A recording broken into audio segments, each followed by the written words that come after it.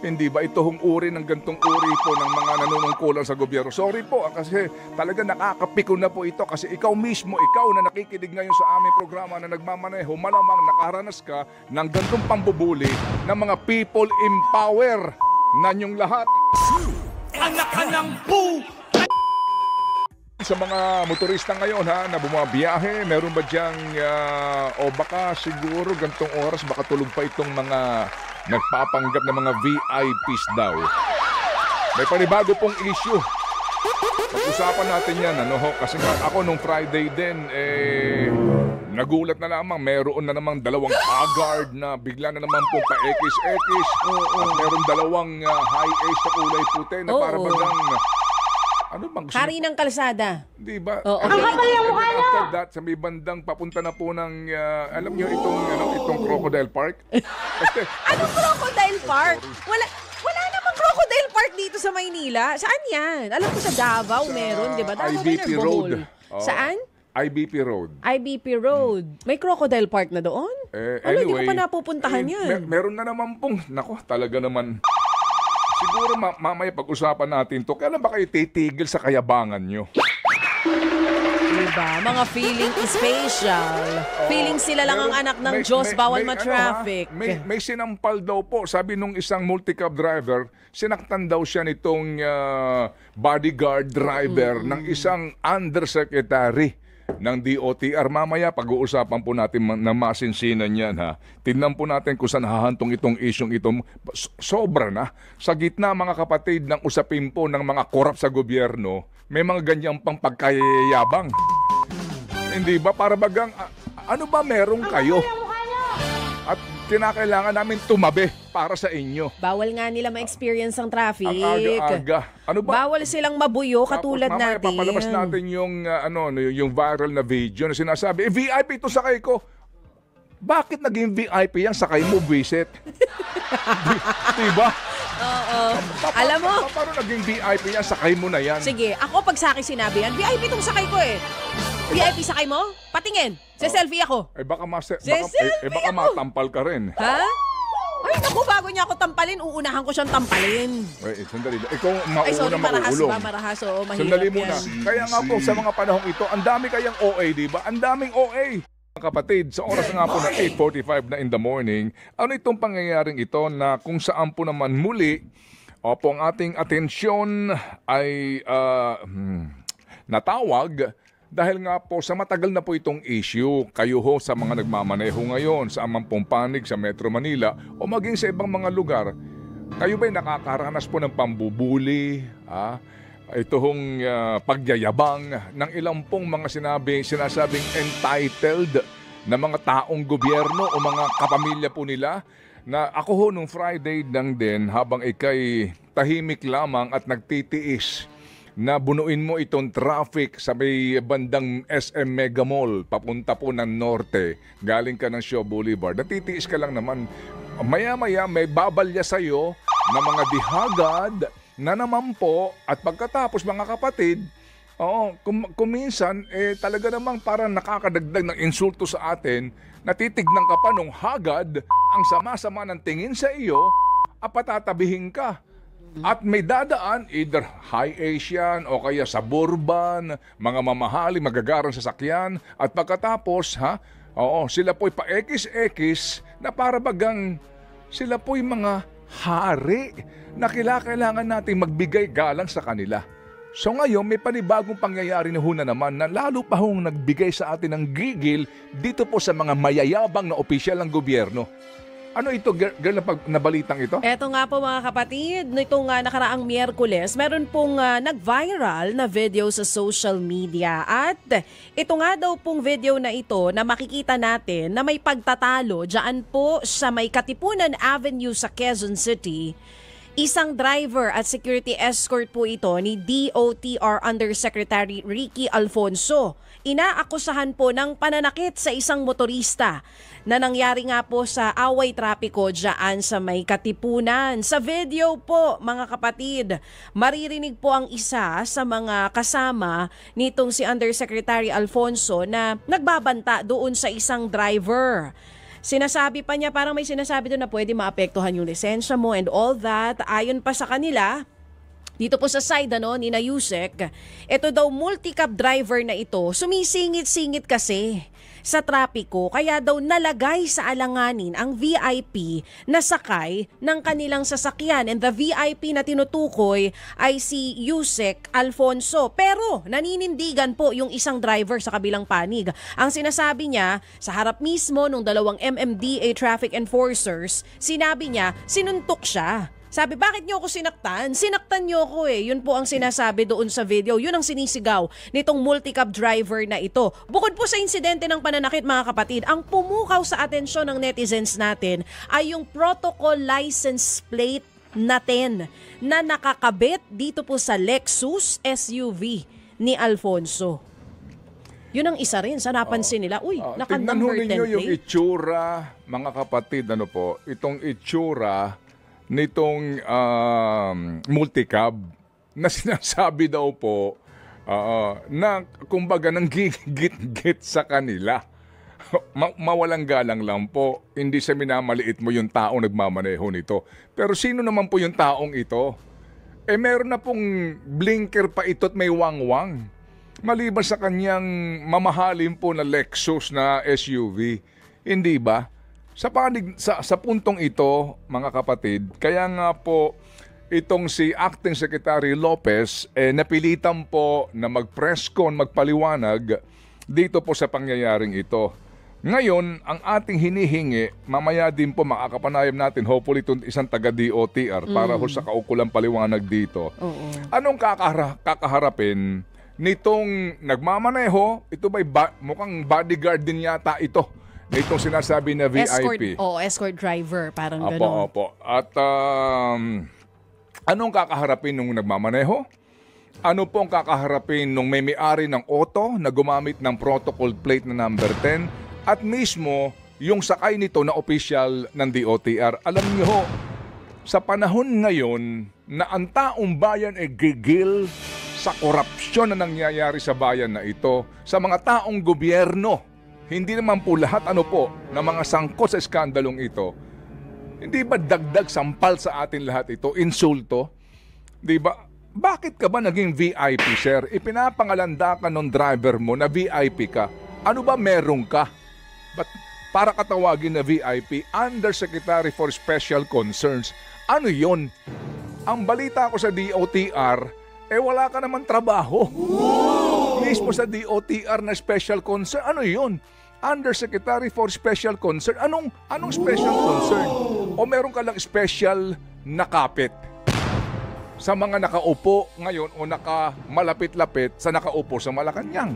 Ako po lamang nagtatanong. Kaya mas mainam po siguro, Undersecretary, pangalan nito?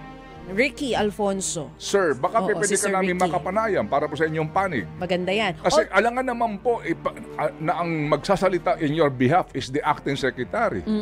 Kasi po unfortunately, ito po ay DOTR, mga kapatid, na nanghuhuli ng mga gumagamit ng blinker na wala sa lugar, ng gumagamit po ng mga protocol plate na wala ho sa katwiran, tapos ikaw mismo na DOTR Undersecretary ang lumalabag dito. Kaya bukas po ang aming programa sa inyo, Yusek, para magpaliwanag po kayo sa pangyayaring ito. Hindi uubran, tinanggal nyo yung driver ninyo. Oo nga. Yun kasi naging pahayag ni Transportation Secretary Giovanni Lopez na kinausap na daw po si Alfonso tungkol sa insidente. Ang sinasabi, pinatalsik na ang driver at humingi na rin naman ng paumanhin si Yusek Alfonso. Kanino humingi ng sa paumanhin? kanya siguro, kay Secretary Giovanni Lopez. At nililinaw na kaya po bumaba ng sasakyan si Yusek Alfonso ay para awatin nga yung multi-cab driver at yung ding kanyang escort driver. Pero nagbabasa ako ng VIP siya. bumaba siya para umawat kasi nakikita niya nagkakagulo na. Ngayon, ang sabi ng mga di ba kung ikaw ay security ng VIP, dapat pinoprotektahan mo yung VIP na hindi siya dapat exposed, di ba? Ano ito? Siguro nakita niya na talaga nagkakagulo na kaya siya po bumaba at umawat. Yun po ay sa panig naman ni Yusek Alfonso. Pero ang gigil ng mga netizens natin dito habang ako'y nagbabasa ng mga komento, okay, sinasabi ni Transportation Secretary Giovanni Lopez na pinatalsik na yung driver. Humingi na ng tawad. Pero sabi ng netizens, ganon-ganon na lang daw ba yun? At ito pa, sa investigation report lumalabas ng Anonas Police Station 9 mga kapatid, ito pong sasakyan na ito na ginagamit nila na may number 10 plate ay kalampagin yan at tumaano yung ayun na, mikropono mo. yun nga pong number 10 plate ay nakarehistro sa isang holding company sa Barangay Dasmariñas, Makati City. At sila daw po ay nakikipag-ugnayan na kung paano napunta yung sasakyan dito kay Yusek Alfonso. Hindi, kung paano rin po gumamit ng kanino na issue ito number 10 plate na ito. Yan. Okay, ganito ha. Sige po, kasi alas 8:52 ng ating oras. Eto muna, no? Pirmado ito ng tanggapan ng presidente. 'Di ba? Pag-usapan po natin muna, ito pong paggamit ng mga sirenang ito, ng mga blinkers na ito. Tanggapan po ng presidente Administrative Order number 18 prohibiting government officials and personnel from using sirens, blinkers and other similar signaling or flashing devices. Nandito po. Section 1, Prohibition. All government officials and personnel are hereby prohibited from utilizing sirens, blinkers, and other similar gadgets that produce exceptionally loud or startling sound, including dome lights, blinkers, or other similar signaling or flashing devices. Unauthorized and improper use of signaling or flashing devices by government officials and employees shall be dealt with in accordance with applicable laws, rules, and regulations. Tanong, anong ipapataw niyo ho dito sa opisyal na ito ng DOT? Klaro po ito mga kapatid, mismo dito po sa pangyayaring ito. Pangalawa, yung pong protocol plate na number 10. Okay, dito po sa inilabas din po ng ating Pangulo na Executive Order number 56. Ang number 10 dito, Presiding Justice of the Court of Appeals, Court of Tax Appeals, and Sandigang Bayan and Solicitor General number 10. Number 11 po, number 14, etc. iba. Wala dito sinasabi ng isang undersecretary ay maaari pong gumamit na number 10. Wala. Yung pangangatwiran po na ang LTO magbibigay ng pahintulot, excuse me, hindi pwede po iyon. Dahil hindi siya kasama dito. So, ano meron ka para ka maggagawi ng ganyan? Ano ang pagka-VIP mo? Bakit ka very important person? Titigil ba ang mundo ng mga Pilipino pag wala ka? Ganon. Ang pangit naman ito. Baka nga tumigil kasi special concerns. VIP, very important. Sabi ho ng inyong bodyguard driver, VIP. May VIP, sino kang VIP? Mawalang galang lang po. Pwede ba ma-interview kang VIP ka? Ay, Nang matanong ka namin. na. Ano pagka-VIP mo? Maganda marinig ang panig Hindi niya. po ba? Sorry po pero kasi ho ito, kung ikaw Pilipinong nagtitiis sa anak ng itong korupsyon na tinitiis mo na nga naghihintay ka sa resulta tapos babalyahin ka pa ng gantong mga mayayabang na taong gobyerno? Ewan ko lang kung matutuwa sa si Pangulong Marcos dito pati yung iyong padrino o padrina sa mga pangyayaring ito. Kung akong Pangulo, ako matutuwa. Kasi makakadagdag to sa negatibong impresyon sa gobyerno. Hindi ba? Mahiya naman kayo. Oo. Kasi ba't kailangan pa ng mga blinkers? Bakit ba kailangan bawal kayong matraffic? Di gumising kayo na Ayaw maaga lumaban ng kung ayaw nyo nga patas. matraffic. Pero mga kapatid din natin to nang gigigil. Sakin nyo? Tama daw yung sinasabi mo, no? Nakadagdag daw to sa init ng ulo nila. Naglabas pa ng official na statement DOTR tapos ito ho naman DOTR din. Oo. Opo. Ang kanyang statement, din po itong statement po ng Acting Secretary.